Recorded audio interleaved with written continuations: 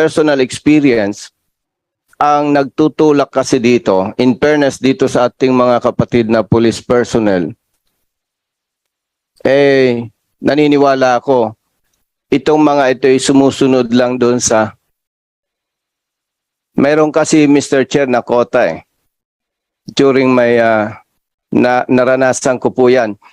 So, sinisingil kami every Monday.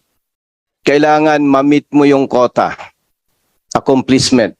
Going back, every Monday, Mr. Chair, sinisingil kami.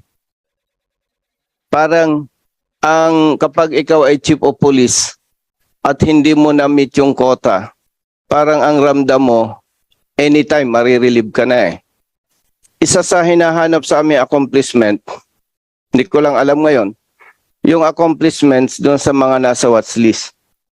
So,